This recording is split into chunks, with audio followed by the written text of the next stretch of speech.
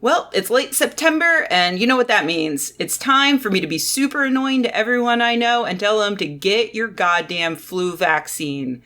Let me take a brief moment to summarize myself from last year. Every negative thing you've heard about the flu shot is wrong. It will not get you sick. It won't make you autistic. It will lessen your chance of getting the flu. If you do get the flu, it'll make it easier to get over the flu. And it might literally save the life of someone with a compromised immune system, like your grandma or a random baby that you happen to pass on the street. Get your flu shot. It's also cheap. If you have insurance, your insurance company will probably let you get one for free. That's right, free, because it works. And they don't want to have to pay up later when you get extremely ill. Even if you don't have insurance, most pharmacies offer it for about $20, and it's worth it. It takes 5 minutes. You will greatly decrease the chances that you will get really horribly sick, or that you will get other people around you horribly sick.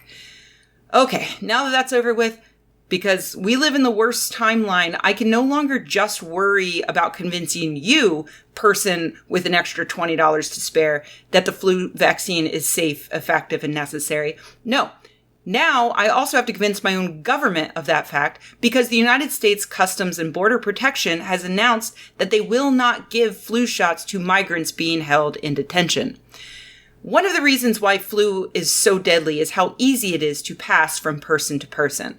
Someone with the flu can spread it several feet every time they sneeze or cough. So when you cram a bunch of people inside one small area, it can spread like wildfire.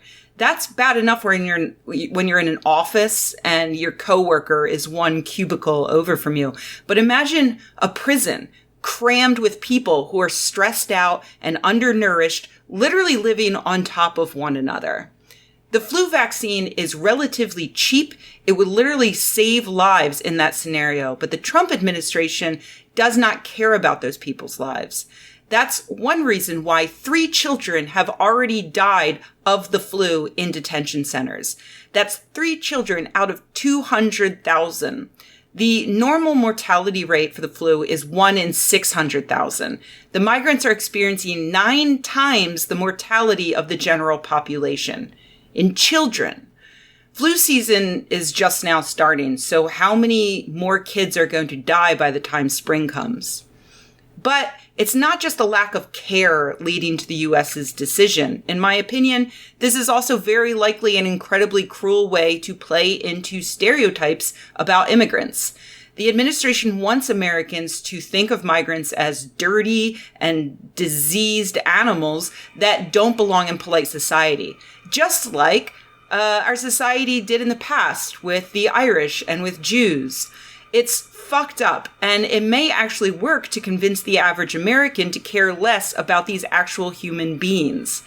We could keep them healthy and alive, but not if our administration continues to treat them like animals.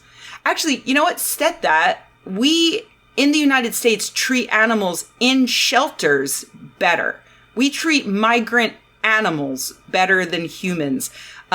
When a dog comes into a shelter, it gets vaccines as soon as it arrives. It gets quarantined if it tests positive for any communicable diseases. So we're literally treating migrant humans, including children, worse than we treat stray dogs. There are a few doctors in Congress, and they have petitioned Trump to change this policy. However, I am pessimistic about their chances. But still, kudos to Washington State Representative Kim Schreier and California Representatives Ami Bera and Raul Ruiz. We need more science-based lawmakers like this pushing for our dystopian administration to finally recognize the humanity of immigrants.